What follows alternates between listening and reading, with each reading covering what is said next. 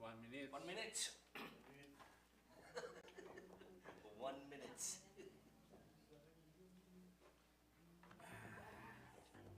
Okay na. Tanggal muna ako ng Umpisa. Sama-sama. Kapten. Again. German. Spraken.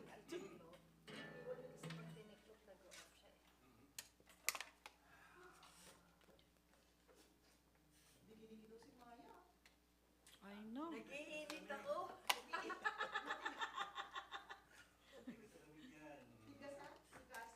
Thank you, Jake. Ibig sabihin, nag-hot flashes pa ako. Bata ka pa dyan. Samantalang kami, balot na balot. Matatanda na. Ay, matatanda na kasi. Ano si Paul?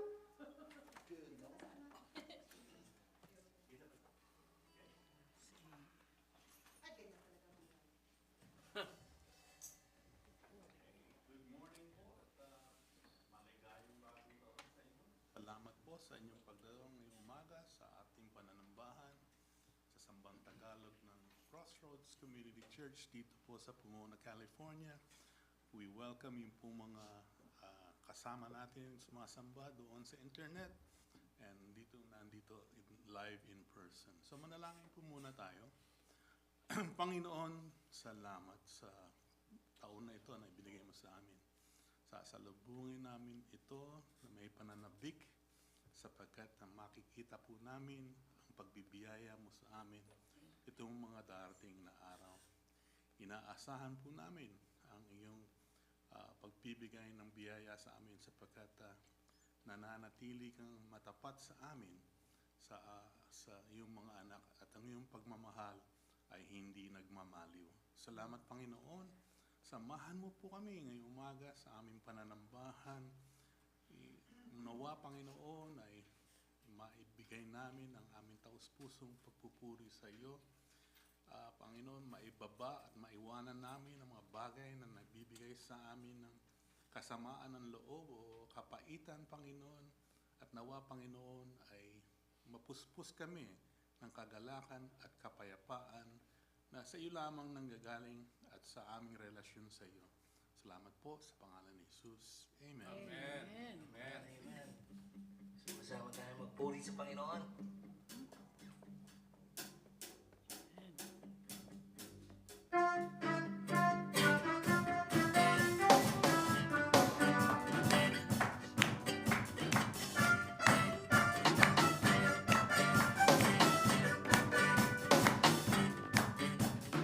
Okay, gandang pagmasdan tayo aawitan. Pumapasok sa tahanan niya, may kagalakan. At doon ay nagpupuri, walang hanggang kasiyahan. Sa Diyos na nabubuhay, magpagkailan pa man.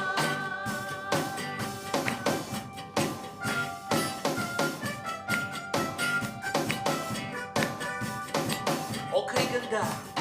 Okay, Gandang pagmasdan tayo'y nagmamahalan. Kadadaan sa pag-ibig niya. sila punta. At doon ay nagpupuri, walang hanggang kasiyahan. Sa Diyos na nabubuhay, magpakailan pa man.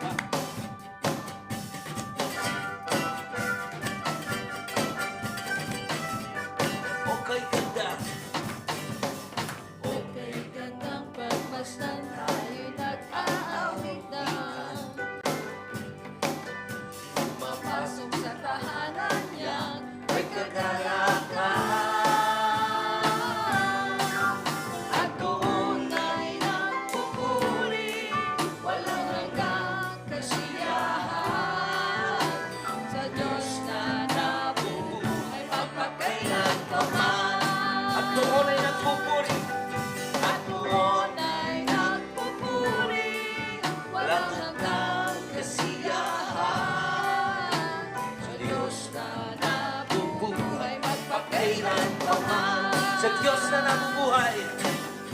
Sa Diyos na nabubuhay. Magpagkailanman.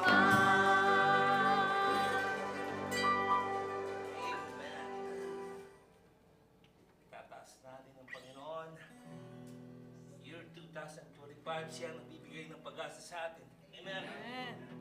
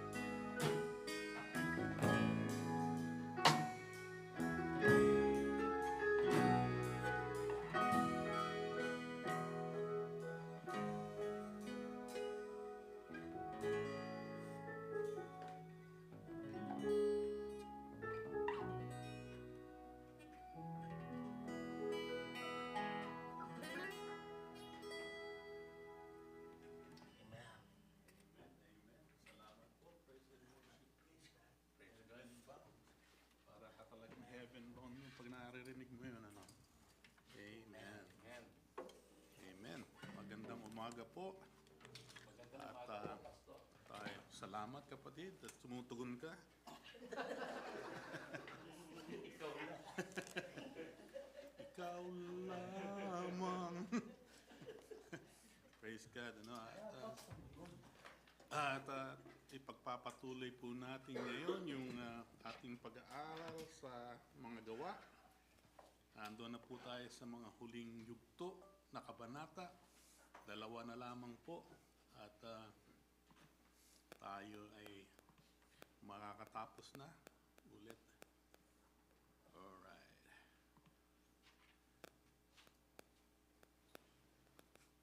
There we go. Okay, praise the Lord.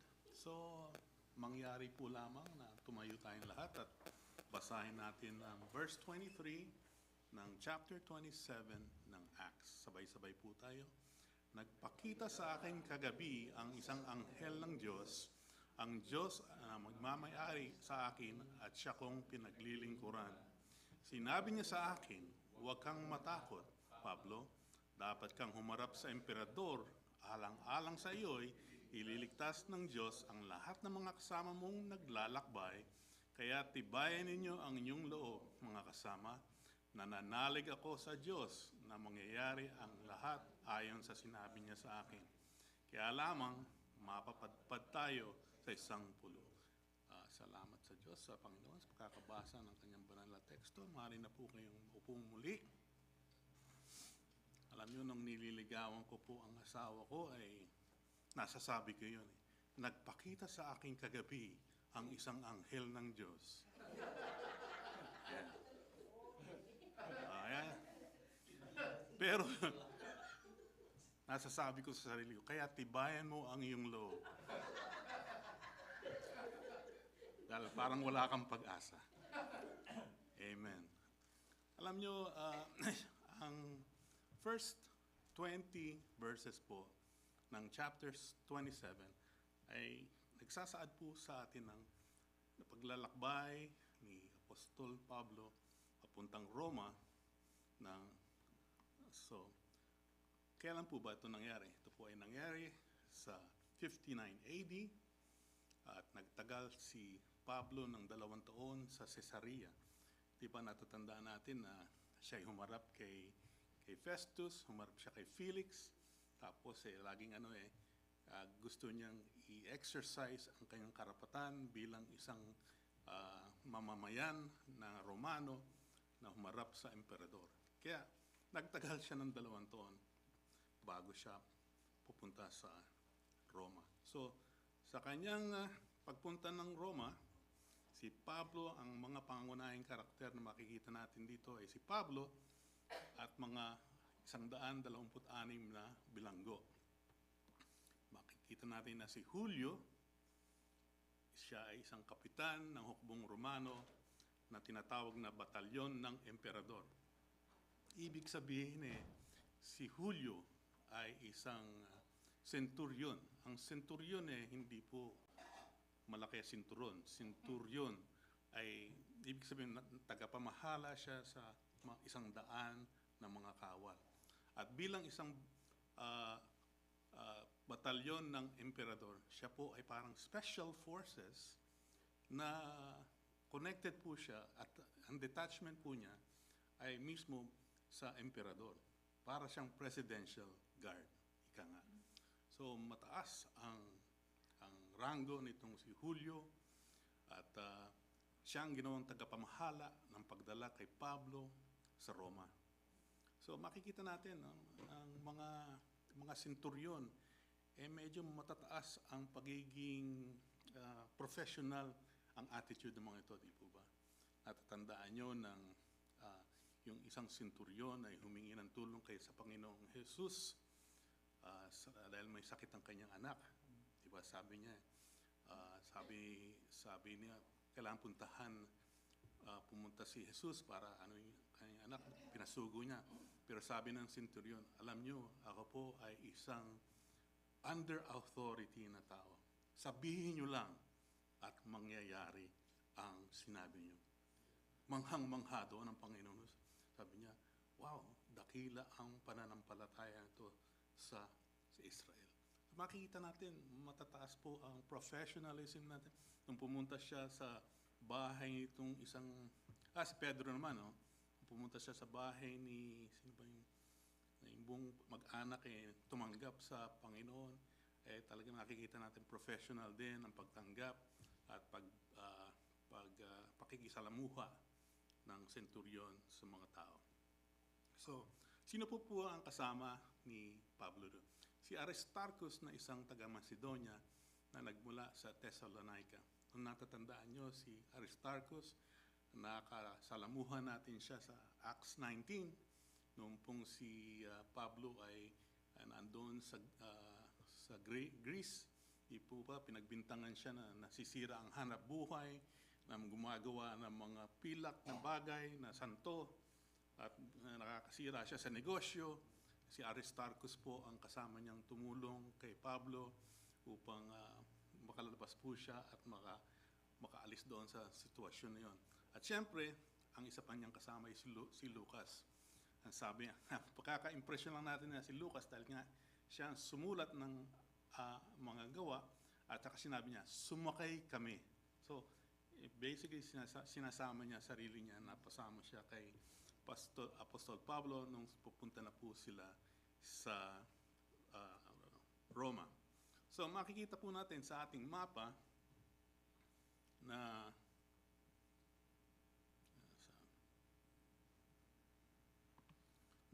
dito po sila nanggaling. Sila po ay nanggaling sa Caesarea, tapos po pumunta po sila sa Sidon, tapos po medyo lumakad po sila ay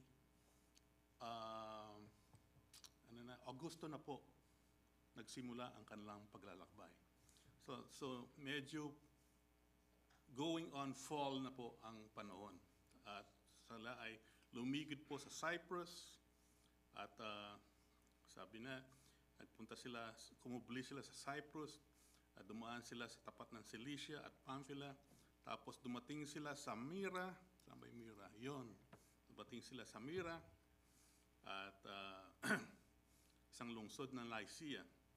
Tapos, nung dumating po sila sa Myra, nagpakita po ng kagandahang loob sa kanya si Julio. At pinabayaan ni Julio na si Apostol Paul ay makisalamuha sa mga mananampalataya doon. So, bakit ba parang masyado nang maluwag si Julio kay Apostol Pablo? Actually, kung ating susuriin ang panahon na ito, si Apostol Pablo po ay isang pinagbibintangan lamang pa na meron siyang ginawang atraso. Hindi pa po siya na kukonvict sa isang crime. So maganda rin ang pakita at pakikisama ni Paul. Nakita niya ugali ni Apostol Paul. So maluwag po si Julio kay Apostol Paul. So nung nandun po sila sa Myra, doon pinabayaan niya si Paul na makisalamuha. Tapos doon po sa Myra din ay kumuha po sila nag-transfer po sila. Yun po ang connecting flight niya papuntang Rome. Yung pong barko na sinakyan niya ay maliit lamang po. Tapos pumunta po sila sa isang barko na galing sa Alexandria. Yung pong barko na yun na galing sa Alexandria, Egypt, ang tangay po ng barko na yun ay puro mga butil, mga grains ang dala noon. Sapagkat remember, yung pong Egypt, Nile was the granary or the grain source of the whole world noong panahon na yun. Tatangay-tangay po nila yung barko sa Alexandria, galing sa Alejandria, papuntang Italia, lumipat po sila. At dahil nga fall na, makikita natin sa verse 7, sabi po, mabagal na ang aming paglalakbay. Tumagal ito ng maraming araw at nahirapan na kami bago kami nakarating sa Cnidus. Buat dito, hindi namin matawid ang kalawakan ng dagat sapagkat pasalungat kami sa hangin. Alam niyo yung barkong sinasakyan nila was about 200 Hindi, 140 feet long yun po yung barko nila. Tapos po yung layag po ng barko na yun, ay yung mast po noon is 32 feet high and yung width po is 33 feet wide. Ngayon yung pong klase ng barko na yun, yun po ay natitimunan po nila sa pamamagitan po ng dalawang timon sa likod na parang sagwan para mailiko nila. Yung pong design ng barko na yon ay hindi po pwedeng mandar pasalungat sa hangin. Ang klase ng barko na yun, kaya lang nakakapaglayag kung ang hangin ay nasa likod nila para sila itulak paharap.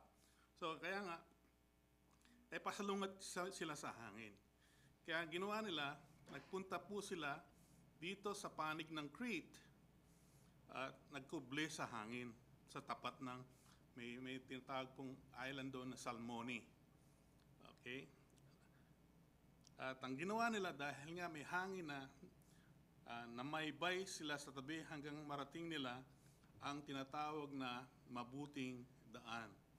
Yung pong tinatawag sa Ingles na Fair Havens. Ito po ay isang lugar na kung saan dumadaong ang mga sasakyan upang magpalipas ng tinatawag na winter. Actually nga sabi nga rin po sa verse 9, sabi po, mahabang panahon na kami naglalakbay, mapanganib na, magpatuloy dahil nakaraan na ang araw ng pag-aayuno. Yung pong araw ng pag-aayuno na yon ay tumapat po sa Oktubre na. So medyo sumasama na yung panahon. At ang karaniwan pong ginagawa nila ay nananatili sila sa Puerto para hanggang sa magiging safe na o safe. Hindi na delikado na maglakbay uli. Usually, uumpisa nila ang paglalakbay uli na March. Pero, kaya pinayuhan nila ni Pablo yung mga kapitan at saka yung si Julio. Sabi ni Pablo sa verse 10, mga Ginoo, sa tingin ko'y mapanganib na ang maglakbay mula ngayon at mapinsala ang mga kargamento at ang barko at manganganib pati ang buhay natin. So nagbigay ng paunang salita si Pablo. Si Pablo hindi naman siya sailor, di siya merchant marine. Pero sa ating pagbabasa, naalaman natin na at least 12 beses nang naglakbay si Pablo sa pamamagitan ng pagsisail. Kaya medyo masasabi natin, medyo sanay na siyang maglakbay. Diba? Experience na siya. Alam niya na pagka sa Pilipinas ka sumakay at medyo may edad ka na, nauna ka na sa pila. Diba? Dahil ikaw ay senior citizen. Kasama ka na ng mga PWD. May mga alam siya sa paglalakbay dahil may kasanayan na siya. Alam niya ang kanyang carry-on baggage ay hindi lalampas ng 25 pounds ba o 17 pounds? 23. So, marami siyang alam. So, ayon sa kanyang karanasan, nagbigay siya ng pahayag. At sabi niya, huwag na tayong tumuloy. At mapanganib na, dahil Oktubre na Inabot na tayo ng dapat tumigil na tayo sa isang puerto. Pero sabi sa verse 11, ngunit higit na pinahalagaan ng kapitan ng mga sundalo ang salita ng may-ari at kapitan ng barko kaysa sa payo ni Pablo. Okay, na-override siya by rank, di ba? Yung mga kapitan ang nagdesisyon So, dahil hindi mabuting tigilan ang daungan na yon, at kung panahon ng taglamig, minabuti na nakakarami na magpatuloy sa kanilang paglalakbay sa pag-asang makarating sila sa Phoenix. Dito po yun, papunta, yun po yung Phoenix. Pero sa kanilang paglalakbay ay nakaharap po sila ng isang tinatawag na northeasterly wind. Isang hilagang kanluran at na hangin. Umihip ng mara ng hangin mula sa timog, kaya tinakala nilang maaari silang umalis. Sinampanan nila ang angkla, tapos nga, verse 14, hindi nagtagal, bumugso mula sa pulo, isang malakas na hangin, tinatawag hanging hilagang silangan. Northeasterly wind. So, ayun, kaya po sila namamaybay sa malapit sa dalampasigan kasi po dito po sa gitna mas matataas at malalakas ang alon at hangin. Kaya minabuti nila na mamaybay pero hindi po sila nakaabot sa Phoenix. Dito po sila inaabot ng hangin. Nagkubli sila sa isang maliit na pulo na tinatawag na Cauda. Tapos, ang ginawa po nila, dahil nga mahangin na at mataas ang alon, yung pong meron silang hila-hilang lifeboat, isang maliit na bangka, minabuti nila na isampa sa barko yung bangka. Bakit po?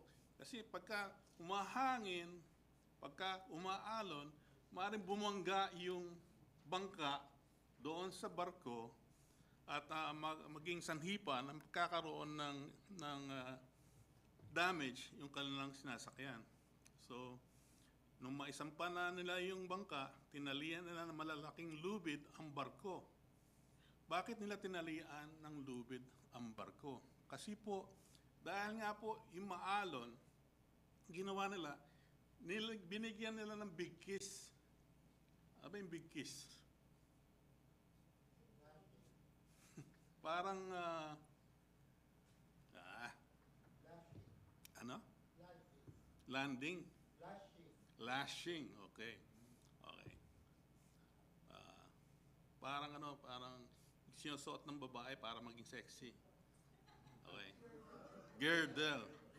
Ngayon, kaya nila binigkisan yung barko para hindi maghiwa-hiwalay yung plangketa ng barko dahil sa tama ng hangin at alon.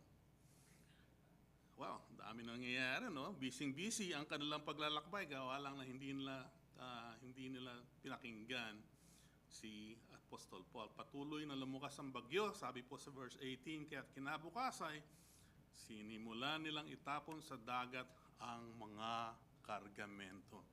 Nakakita na ba kayo ng barkong punong-puno? Nung dumaong yung kaibigan namin dito sa Long Beach na si Rico, kapitan po siya, ang kanilang kinakarga ay coal. Dinadala po nila sa Japan. Noong pong dumating ang barko na walang laman, ang taas ng barko. Tapos nung makargahan na halos kalahati nga lubog na ang barko. Ngayon, maiintindihan natin bakit nila gustong ibaksak ang kargamento nila na dala para hindi sila madaling lumubog. Kasi ngayon, mas mahalaga ang buhay kaysa sa gamit po nila. Matagal, tapos sabi sa verse 20, matagal naming di nakita ang araw at ang mga bituin at hindi rin humuhupa ang napakalakas na bagyo kaya't nawalan na kami ng pag-asang makakaligtas pa.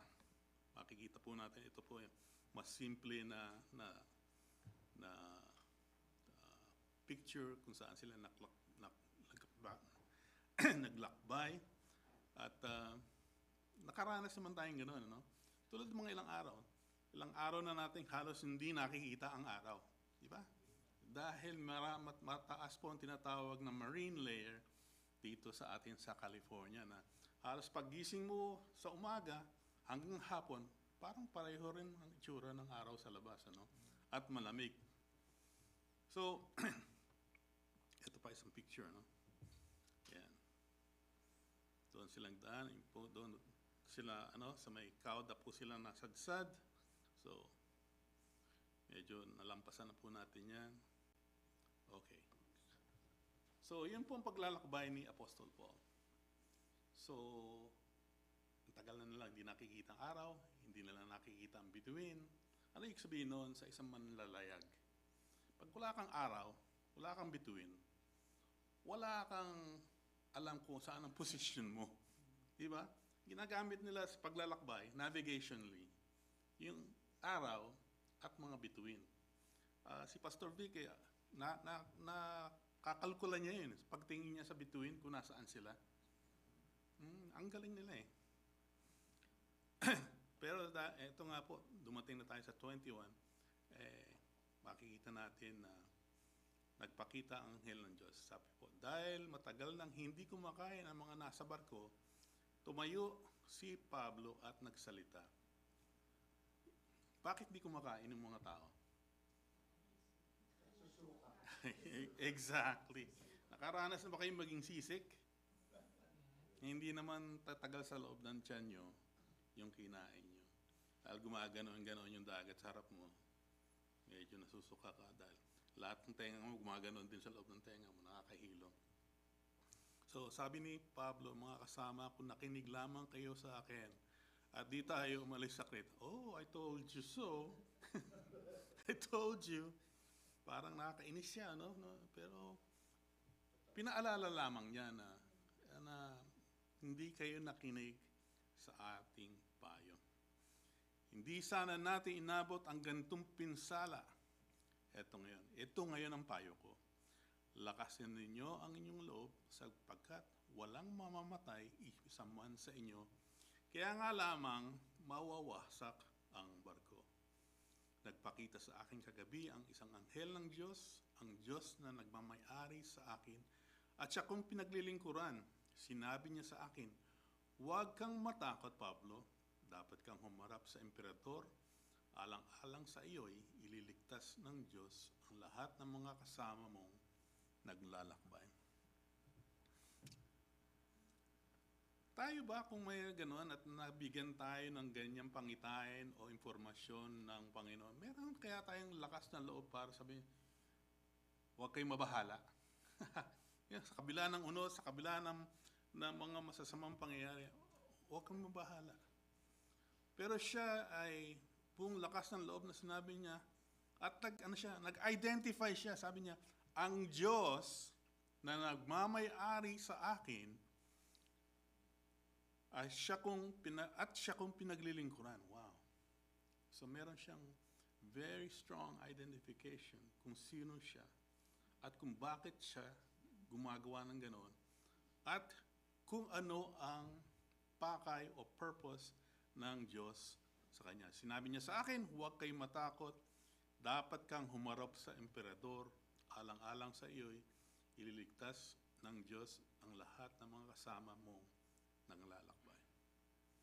Alam nyo, isang magandang paalaala sa atin to na ang Diyos ay may purpose para sa ating lahat.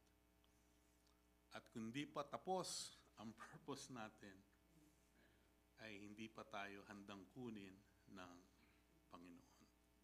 Kaya po kung iisipin nyo ang tulad po ang karanasan ni Pastor Paul, marami po sa atin nagtatanong, bakit pa ayaw pang kunin ng Diyos si Pastor Paul?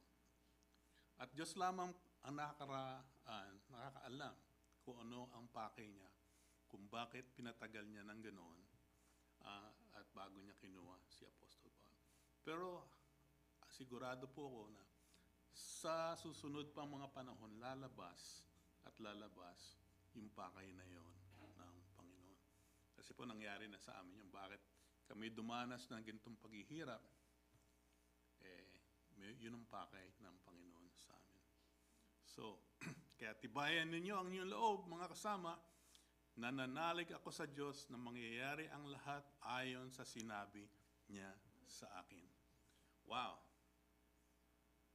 Ganoon ba tayo manghawakan sa pangako ng Diyos?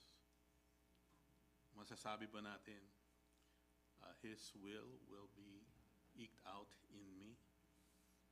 Mangyayari sa akin ang lahat ng ayon sa sinabi niya sa akin. Sa magandang paalala sa atin to na dumadaan man tayo sa unos, dumadaan man tayo sa mga panahon na parang alanganin ng ating katayuan sa buhay, na parang nasa bunganga na tayo ng panganib o kamatayan, sinasabi rito ni Apostol Pablo na alam ng Diyos kung nasaan ako, alam ng Diyos ang nangyayari sa akin, at sabi nga ng Diyos, mangyayari sa akin ang lahat ng sinabi niya sa akin. Pero may caveat, kaya lamang mapapadpad tayo sa isang pulo. There you go. Di tayo makakarating sa Roma. Medyo detour muna tayo. So, verse 27, 2 linggo na silang nagpapadpad. Kasi nga, noong ayaw nilang, nung nilagay nila yung mga anchor, inalis din nila dahil baka maghiwa-hiwalay ang barko. Pinabayaan na lamang nilang anurin sila ng tawag to? Current, yeah. Ano ba yung current sa Pilipino? Daloy ng tubig. Current, yun. So, napadpad na sila sa gitna ng Mediterranean Sea. Napuna ng mga mandaragat na nalalapit na kami sa Pampang. Okay, sa English po, gumamit sila ng tinatawag na sounding o sounding string. Ang isa pong salita doon is catapirates or bowlers. Nung tinitingnan, ano ba yung soundings? May sonar ba yun? Meron pa silang sonar. Kasi daw, ginamit nila yun para malaman kung gaano kalalim na yung tubig sa ilalim nila. Yung palang sounding na yun, yung pala ay may tingga sa dulo noon at may tali. Yung tali po ay meron pong knot o buhol bawat 6 feet. Yung pong 6 feet ay katumbas na isang dipa na isang tao mula dulo ng daliri hanggang sa kabila ng dulong daliri. Yung puraw ay roughly equivalent to 6 feet, which is equal to 1 fathom. So nung fathom na yon, sabi nila, nang una lang sinukat, meron pong 20 fathom. So, napansin nila, 120 feet na lamang po ang lalim ng dagat sa kinaroroonan nila. Tapos kinunan po nila uli. Nung sinukat nila muli, sabi 90 feet na lamang. Medyo natataranta na sila kasi kaya nga sila naglalagay ng sounding ng gano'n.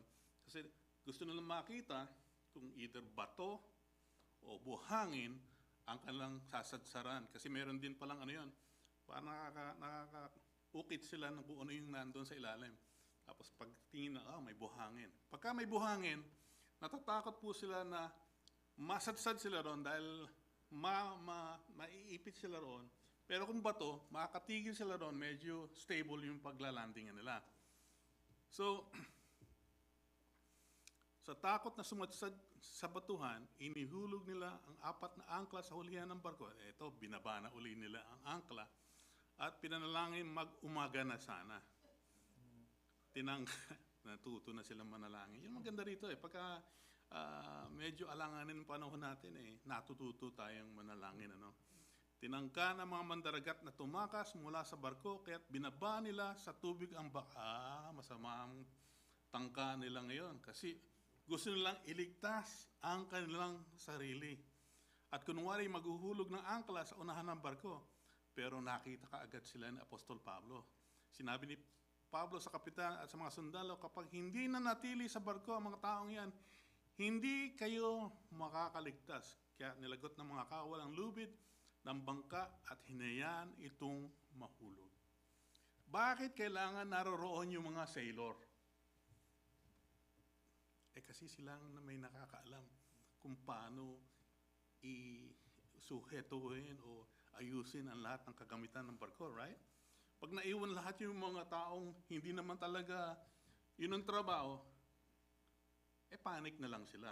Wala na silang magagawa. Kaya binigyan naman ng katalinuhan na si Apostol Pablo ng Panginoon. No? Pag umalis kayo, hindi kayo makakaligtas. Sinabi ni Apostol Pablo, kayo parang siya sigurado makakaligtas, di ba? Hindi kayo, kaya talagot ng mga kawal ang lubid. Nais kong tingnan nyo ang diferensya ng pananaw ng isang mananampalataya kaysa sa mga taong walang pananampalataya. Noong nakita natin si Apostol Pablo, ang kanyang pananaw ay nanggaling po sa sinabi sa kanya ng Diyos. Huwag kayong magtakot, maliligtas tayo, sabi ng Diyos sa akin ito. At lahat ng sinabi ng Diyos ay nangyayari na sa akin. Sila naman, para may malaman sila, gumagamit sila ng mga material na bagay, gumamit sila ng instrumento, which is objective information. Pero yung objective na yung information, doon lang po yun sa sandali na yun, di ba? Hindi ngayon gumagawa ka ng haka-haka na itong mangyayari in the future. Kaya nga naghanda sila na baka masadsad sila. Ang kagandahan po noon ay pag tayo po ay nanangan sa Panginoon, pinapakita niya sa atin ang buong kabuuan ng ating buhay at ano mangyayari sa atin. Hindi lang po sa sandaling yon, sapagkat hawak po ng Diyos ang kapangyarihan sa alon, sa hangin, sa unos, na hindi naman po makakayang pigilin ng mga instrumento natin bilang tao.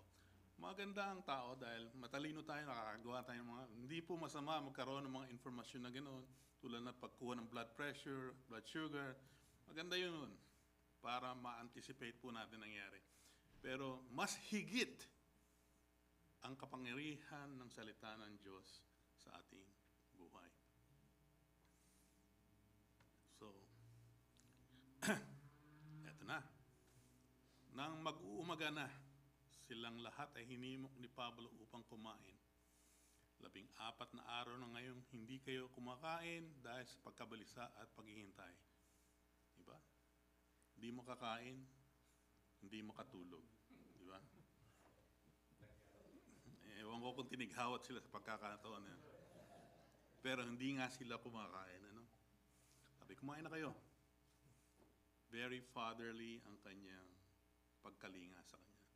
Kailangan ninyo ito upang kayo'y makaligtas. At tatandaan ko yung nanay ko habang nung lumalaki ako, bago pumasok sa eskwelahan, usually nagmamadali ako, ayaw kong kumain. Magagalit nanay ko. Oy, Junior, uminom ka ng kape para uminit ang tiyan mo. Kumain ka para meron kang lakas. It is a very good advice kasi nga masyado tayong napofocus sa kailangan natin gawin, nalilimutan natin ang tinatawag na self-care. At mapapahamak tayo kung hindi natin pangangalagaan ang ating sarili. It's a very practical thing. At pagkasabi nito, kinuha niya ang tinapay at sa harapan ng lahat, nagpasalamat sa Diyos, piniraso ang tinapay at kumain. Parang nagsanta Cena silang bigla roon, ano? Lumakas ang loob ng lahat at sila'y kumain din. Kaming lahat ay 276. Yun po ang laman ng barko.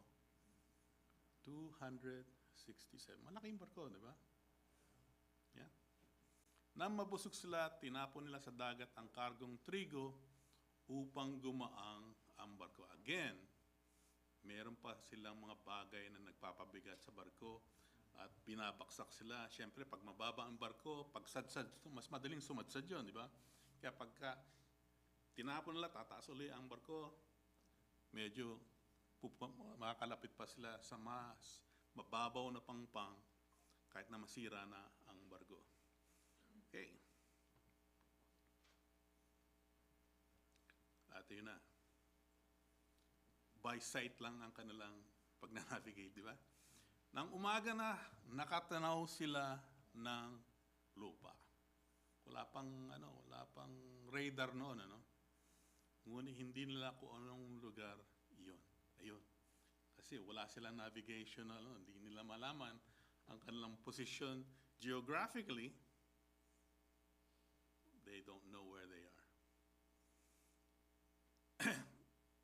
Napansin nila ang isang look na may dalampasigan at binalak ng igawi doon ang barko kung maaari. Kaya pinutol nila ang tali ng mga angkla at iniwanan ang mga ito sa dagat. Kinalag din nila ang mga tali ng timon at tinaas ang layag sa unahan upang ang barko'y itulak na hangin papunta sa dalampasigan. So finally, nung makatanaw sila ng lupa, ang hangin ay nasa likod na nila. Meron na po silang power and ability to move forward doon po sa dalampasigan na gusto nilang masadsaran. Pero sa kasamaang palad, nasadsad ang barko sa parting mababaw. Bumaon ang unahan ng barko kaya't hindi makaalis. Samantala, ang hulihan naman ay nawasak dahil kahampas ng malalakas na alon. Bumigay na rin yung barko. Diba? Meron ng bigkis yun. Bigkis yung barko, kaya yung gilid hindi nawasak, yung likod naman ang bumigay. So, nung nawasak na yung barko, kakagulo na sila. Binalak ng mga kawal na patayin ang mga bilanggo upang walang makalangoy at makatakas. Bakit gustong patayin ng mga kawal ang mga bilanggo? Kung natatandaan nyo noon, kung ikaw isang kawal at meron kang binabantayan na bilanggo, pag nakatakas yung bilanggo, ikaw ang papatayin. Medyo mataas ang responsibilidad mo.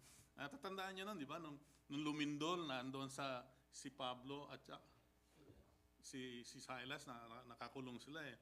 Tapos, lumindol, bumukas yung lahat ng mga selda. Tapos yung pong bantay ng mga bilanggo, magpapakamatay na. Kasi nga nakawala lahat ng bilanggo eh. Pero sabi ni Pablo, huwag mong patayin sarili mo. At dahil doon, tumanggap yung tagabantay niya, buong pamilya niya. So,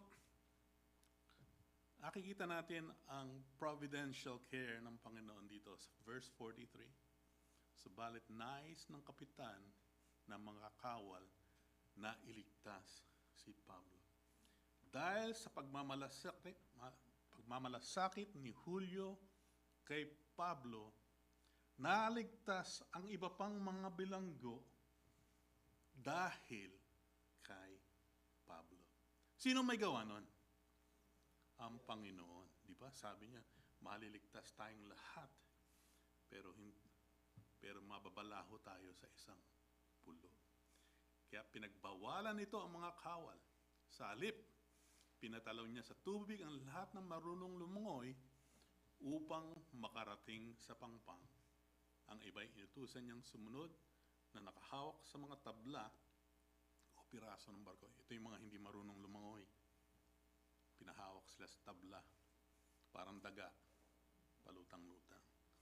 At sa gayon, kaming lahat ay nakarating sa dalampasigan. So, ito, no? Ano ba ang, kung ayon nga kay Hopen, no? Yeah? No?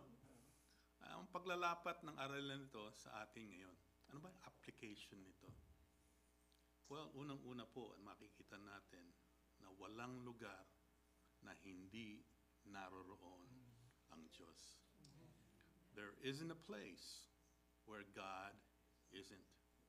Sabi nga po, if God could keep track of a tiny ship in a giant sea with rough waves covered by a cloudy sky, yeah, He isn't going to lose track of you. Kung alam ng Diyos kung saan naroroon si Pablo, sa kabila ng kalabuan ng himpapawid at naglalaki ang alon at malalakas na hangin, maniwala kayo, hindi nakakaligtaan ng Diyos ang inumang sitwasyon na naroroon tayo. Remember, He isn't going to lose track of you. God guided Paul's ship to the island using the seemingly random natural forces of the wind and the waves. Kalain nyo, yung mga bagay na hindi natin nakokontrol. Kahit anong kagaling, katalino ang tao, hindi pa natin nakokontrol ang hangin. May mga taong mahangin, pero hindi pa natin nakokontrol yung mga hangin. Hindi natin nakokontrol yung lakas o hina ng alon. Hindi natin naiiba ang direksyon ng unos. Pero nakita natin sa ating pagbabasa ng salita ng Diyos na ang kamay ng Diyos ay nasa sa hangin, nasa sa alon, and ang kanyang kamay ay humahawak sa lahat ng mga bagay na nakakaapekto ng buhay natin. Napakabuti ng Diyos, di po ba? Ang sarap isipin, at minsan hindi nga natin malirip, ang pagmamahal ng Diyos sa atin. Kaya mga kapatid, itong bagong na taon na ito, ilapat natin itong pag-aaral na ito. Huwag niyong iisipin, tulad sinabi rin ni Howen last week, na ang Diyos hindi alam ang nangyayari sa atin. Ayon nga kay Hagar, pinangalanan niyang lugar ay Beer Lahai Roy, the God who sees me when I cry. Namimighati man tayo kasi akala natin iniwanan tayo ng Diyos. Di ba? Tumatakas tayo sa ating problema dahil meron kabigatan para sa atin. Hindi na natin makaya. Nasisira na ang ating ulo. Hindi na natin magawa ng pamamaraan. Pero, wag niyong kalilimutan na andoon ang Diyos sa ating piling at siya ang may hawak ng lahat ng sitwasyon ng buhay natin. Hindi kailanman tayo pababayaan ng Diyos. Kaya kapatid, tulad ni Candice, sa panganganak mo Candice, huwag kang mag-alala. Kasama mo ang Diyos. Amen. Kung may utang kayong malaki, huwag kayong mag-alala. Kasama natin ang Diyos. Yeah. God has provisions for all of our needs, of all of our situations, of all of our problems. Nothing is impossible to God. Ang Diyos natin ay ang Diyos ng kasapatan. We always have enough when we put our hands in the hands of our God. Kaya ang huling paalala dito alam niyo ba kung sino kayo? Kayo ba ay katulad ni Pablo na nagsasabi, ako ay naglilingkod at ang Diyos ang nagmamay-ari sa akin. Ganon ba ang identification nyo? Kung hindi pa mga kapatid, suriin ninyo ang inyong mga puso. Kasi, sabi nga niya, in Him we live, in Him we breathe, and in Him we have our being. And if hindi pa ganoon ang ating pag-iisip, medyo kakapusin pa rin tayo. At kaya tayo dumadaan sa mga mahirap na panahon, tulad ng nangyari kay Pablo, hindi dahil pinapasakitan siya ng Diyos. Pinapakita lamang sa atin ng Diyos na tuwing dumadaan tayo sa ganitong panahon, ay meron siyang kasagutan sa dumarating sa atin. At antabayanan nyo, kailangan po inaantabayanan ninyo ang gagawin ng Diyos. Sabi nga, may gagawin ang Diyos. Amen? Amen. So tandaan natin mga kapatid, tayo manalangin. Salamat Panginoon, salamat sa assurance na you have our backs, Lord. Na hindi mo kami pababayaan, na hindi kami nag-iisa, hindi kami isolated from you, walang nakakapagtago sa amin sa inyong mga mata. Ang aming ang mananatili kami sa iyong piling. At makakapagkubli kami sa iyong lilin. Our God is our strong tower and our fortress. Of whom will I be afraid? Wala akong dapat katakutan, Panginoon, kasama kita. Panginoon, na aking dinadalangin ay patuloy kami manalig sa iyo. Patuloy kami magkaroon ng pananampalataya na hindi kayang sirain ng unos na mahihirap na bagay sa aming buhay, problema, pagkakagalit, at mga pag-aaway, Panginoon. Mangingibabaw, Panginoon, ang iyong pagmamahal sa amin. Mangingibabaw ang iyong pag-iisip sa isip namin. Mangingibabaw, Panginoon, ang pamamaraan mo kaysa sa pamamaraan namin. Salamat sa iyo, Panginoon, sa pangalan ni Jesus na aming dalangin. Amen.